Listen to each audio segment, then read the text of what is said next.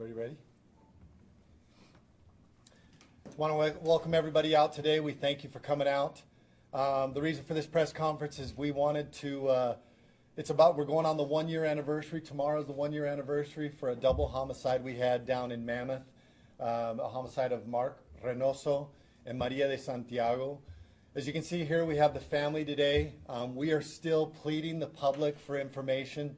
There still is a reward of $5,000 for any information that would lead to the arrest of these subjects that perpetuated this crime. So we wanted to just reach out to the public again and see if there was any information and plead to the public. You see the family back here. You can see, anybody imagine how this would impact your personal families if this type of situation happened. And we have the families here today. We're going to have them talk a little bit about the impact that it's had on their families. And so we want to plead again to the public, please, if you have any information, please come forward. I want to go ahead and introduce first Mark Reynoso's dad, Joe Reynoso. He's going to talk a little bit. And then we'll have some family come up from Maria and talk a little bit as well. My name is Joe Reynoso. I'm Mark's father. I'm just asking if anybody knows anything. I'm sure somebody does. Please come out and say something to us. Help us out. It's been a very hard year for all of us. Hard to get through the day. I don't know, but if we can get some help, we sure appreciate it. Mr. Reynoso, it's my understanding that a year ago, tomorrow, you actually found your son and your daughter-in-law. You found them. Yes, I did. Is this something that you just carry with you every single day? Can you tell me about that? Every single day I drive by that place where it happened. It's right next to my house. I give myself the sign of the cross twice every morning. It's tough. It's tough. I drive by it all day, every day. But it is tough. Could you describe your son to us, what he was like as a person? Wow. Where do I start, you know? He was my helper. I mean, we did everything together. I dream we were working together still. I mean, there's no end to it, none. He helped me with everything. There's nothing he couldn't fix out there. Could you give us a typical day that you would spend with your son, just kind of what you would generally do, and how that day normally would go? Well, we run a restaurant, so we're together we're together every day. We see each other every day. You know, sometimes not as much as one day, but we do see each other. We've seen each other every day. Same with Maria. I'd see her. She worked with me. I mean, she was there from 7 o'clock in the morning till 4 o'clock in the evening every day. You know, just something.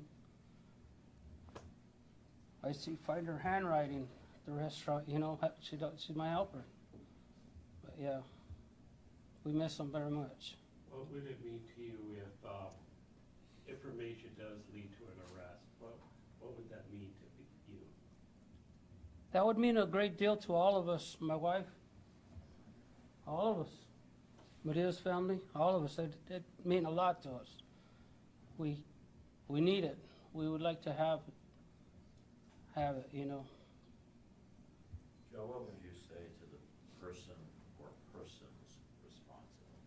Well, I've thought about that a lot, and I just got a lot of anger. I don't know.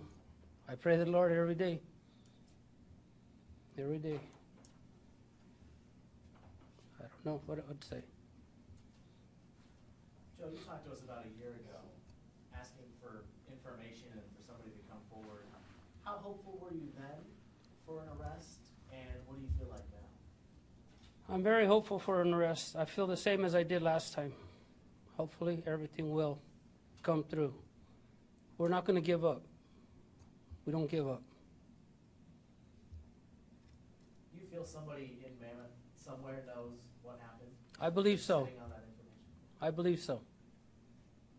If it's not in Mammoth, it's around the surrounding area.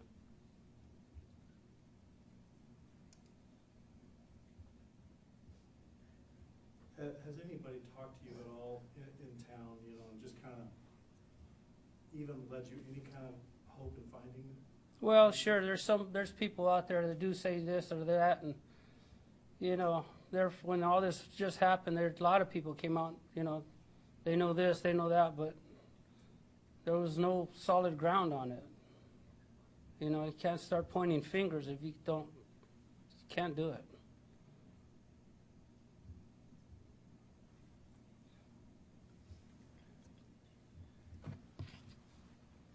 And for those of you who don't know, Mammoth is a very small community. It's a very tight-knit community. So this crime had a major impact on that community. This is one of the families, both families are staples of that community. So this has had a deep effect on that community as a whole.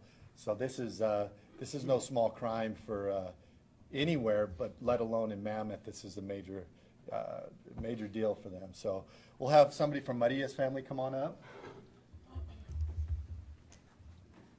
Hi, my name is Marcela de Santiago. I'm Maria's older sister. Maria was a great person. She was a great mother. She was a hard worker. She was an example as a person. She's a very great person.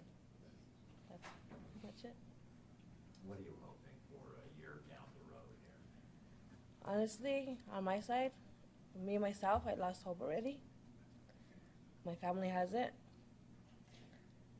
Like Terry mentioned earlier, how we lost Maria and we lost her kids were split. We have track of one child, but the other two we lost contact. So we lost a lot, and we have no answers. And honestly, I lost hope. Do you mean, you say you lost hope in finding the killer? Finding the killer or the killers. What would your message be to anyone out there that may know something and is probably maybe afraid to come out and say anything? To put yourself in our spot, to think about how destroyed we are, and how much help they would want if they were in our spot right now. What would you say to the people responsible? That I hope they can't sleep. I hope this hunts them. And maybe they'll have some remorse and show up. Turn them stuff in. What would it mean for you to have it arrested in this case at this point? My family would have closure. That's about it. What would closure feel like, do you think? That they won't do it again. That another family won't have to suffer through, go through what we're going through.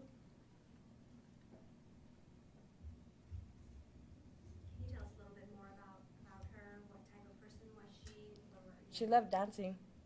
She loved going out, river, anything that had to go out with her kids. Just going out, riding the hills. She's a happy person. Do you think do you suspect that maybe the ones that did kill them, that they knew them?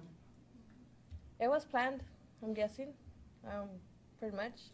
It was planned, it was paid, it was done. Either way, there was motive or no motive. It was done, and whether they knew him or not, I'm guessing it was planned. They had to keep a schedule. They had to figure out what they were doing, who they were, how they were supposed to do it. So either they knew them or they had all the information they needed about them. What do you think the motive was? Like the detective said, sometimes there is no motive. It's just someone that was in pain that wanted to take something that we had that was taken from them, or there is no motive. It's just something that was done. How close were you guys? Do you remember your last conversation? My last conversation with her was the night she went to go get her paycheck. I asked her if she was tired or she was sick because she didn't look good. She was a little tired, she said. She just wanted to go to bed. That was the last thing we spoke about. And how long was this before? The night before, How many kids did she have? 3. And where are they now? 3, and they are with their fathers there's 3 boys, and we keep in contact. My sister Anna, she has her youngest, maybe 5 out of 7 days of the week, so we keep in contact with him. But the other 2 older ones, I personally don't give much contact with them. My sisters do. It's just, I'm guessing, my way of staying strong, I guess.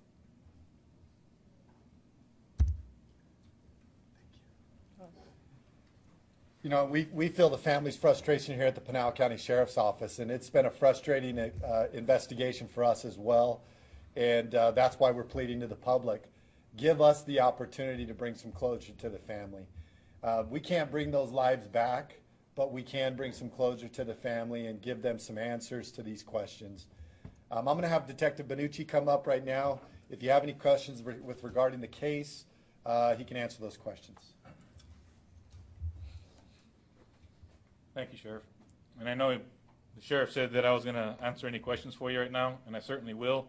But before I do, Mr. Reynoso advised me that he'd like to say something else real quick, so I'd like to turn it over to him. I didn't mention Mark had left a son behind, actually 2 boys. And I just want that to be known, as well as Maria's 3 boys. And their mom and their dad are greatly missed, very greatly missed. I get my grandson once a week with me, and they're missed. Just letting you know. Thank you. Thank you, sir. All right, folks, I know we've done this 2 years now, or I'm sorry, 2 times now. I know the press release has been put out regarding the facts of the investigation. To date, we have not yet received any credible tips to further this investigation. Again, that's why we're here. Somebody out there has information. We need that information to help this family. It's a fantastic family. They deserve justice. And I'd like to bring it to them. So I'll certainly field any questions regarding the facts of this investigation. Yes, ma'am. I know this is complicated, but what exactly do you need to solve this case? Why haven't you solved it? Why haven't I solved it? You're right, it's a complicated question. Mammoth is a very small community. The time that this happened was about 11 o'clock in the afternoon, almost 12. And most of the folks up there work.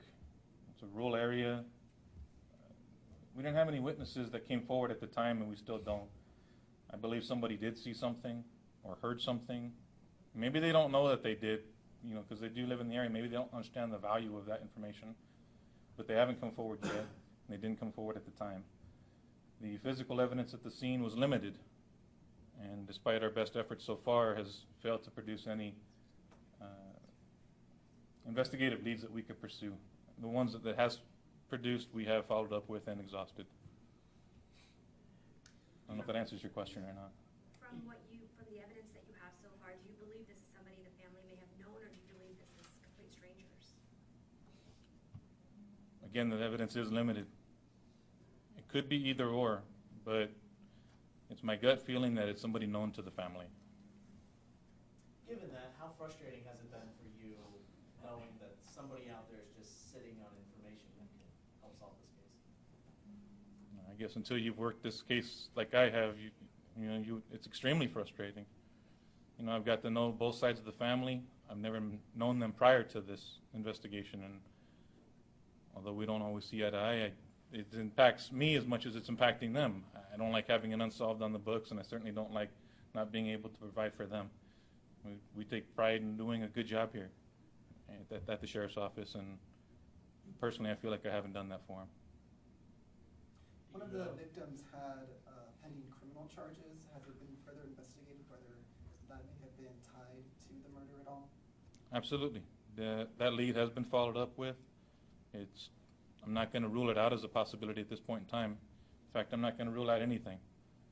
Until I can prove one way or another, I'm open to anything. Was this a robbery or not? There's evidence to suggest that it was not a robbery. If the original motive was robbery, then the robbery was not carried out.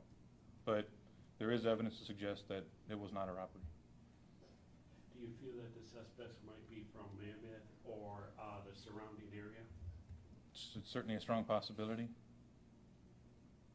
Does this appear to be some type of like a home invasion type deal? Was it like just an ambush type situation, or? I would say that based on the scene and the physical evidence collected from the scene, that the suspects never actually made entry into the physical residence. The scene did encompass the backyard of the residence, so I don't believe that the suspect ever actually made it inside the home. Was that the original intent and it was foiled for either being, they were caught in the act? I wouldn't begin to speculate on that. You're saying keeping everything open, but it seems that these two people were targeted. This was not a random act. Is that fair to say? I don't know if I would say that in your words exactly, the way that you said targeted. How would you say it? What do you think was the nature of this crime? I would say that the nature of this crime was personal. Now, whether that's personal because of some other motive that's not yet known to us, or whether it's because of this traffic accident that everybody talks about, or whether it's because of a domestic situation, or whether it's because of a personal vendetta that again hasn't been brought to light, I wouldn't speculate one way or another. And I'm not sure if you answered this yet or not, but do you believe there's more than one suspect here? It could be. I can tell you that evidence that has been returned from the lab would indicate that we only have one firearm that was used. There were multiple shell casings, there were multiple gunshots received to each victim, and the question was whether or not we had more than one shooter. I can tell you we do have one firearm, if that helps maybe answer your question. What are you looking for? To the extent that you can give the public, you want the public's help, who do you believe you're looking for, and what kind of vehicle are you looking for? What tangible information can you want the public to have as they address this? So early on in the investigation, we were provided some information that a older model 2000 to 2001 gray Ford Ranger or like vehicle was seen leaving the area at or about the time of the shooting. I can't rule that out. We've looked down, there's a whole lot of gray Ford Rangers out there. I certainly can't rule that out. I haven't located one. If in fact that is true and somebody knows that to be true, I would like that information or something they can follow up with that. Obviously, if anybody knows the caliber of the firearm that was used, or the location of the firearm that was used, or the type of firearm that was used, I'd love to have that information. Certainly, if anybody heard it, there are residences that live, or there are people rather that live in residences nearby the crime scene, and it's certainly possible that they heard something that to this day hasn't registered, and hopefully this story today reminds them of it and says, you know what, I did hear, or I did see, and I didn't think it was important. And I don't know what that I did see or did hear is.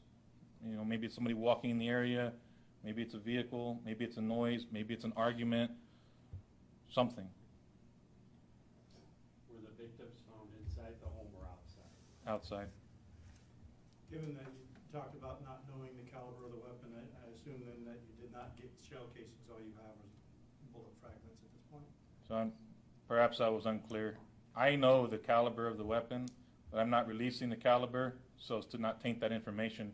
And if somebody could provide that information, that would certainly be something I could follow up with. Both you and the sheriff kind of described Mammoth as a very tight-knit, small community. Can you give us a sense of what this type of crime is? Like, what type of crimes do you typically cover in that area? And is this particularly huge for that type of community? I can tell you that during the course of this investigation, I have conducted approximately 50-some interviews. Some are friends of family, some are strangers, some are people that they just met at Circle K. Of all 50, the common denominator there was, we have a killer in our community and we are scared. We don't lock our doors. This isn't that type of community.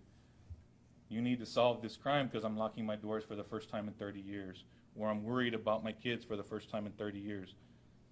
The community is upset about this. The community is scared about this, and it's impacted the way that they live their daily life. We need to help them. I need to help them. Has this case become personal for you? All my cases are personal.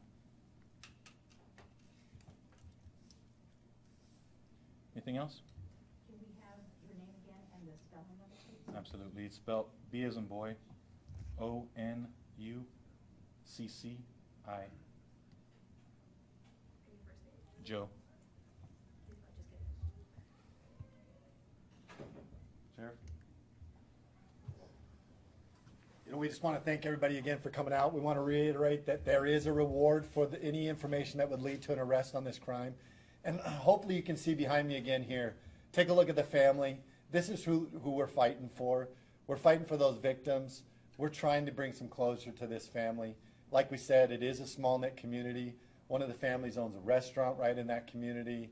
And like the detective said, it breeds a lot of fear within that community as well until we can bring some closure. What we do know from investigating other cases is that people talk. And we're asking for somebody who may have heard information, even if you think it's secondhand, give us a call. Please give us that information and let us work those leads for the family.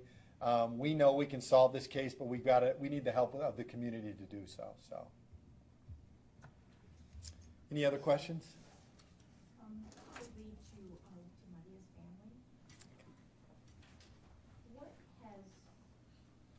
is, and please excuse my words, I can't find the word right now, but what has guided you, how is getting here today, what's been helping y'all to this point?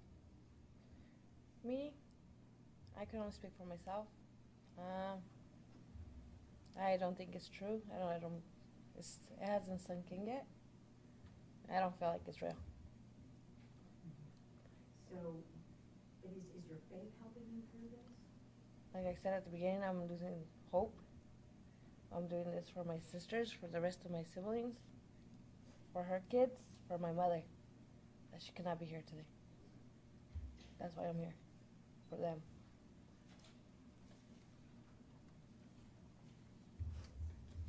Thank you.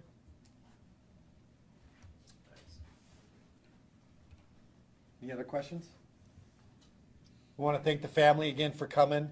We want to thank all of you for coming and for your help in this. And please send us some information our way to help us close this case. Thank you. Can we get spellings of the two family members' names? Yes. You want to spell it? My name? Yeah. Just spell the name. Joe Reynoso, R-E-Y-N-O-S-O. J-A is your first. Joey, correct.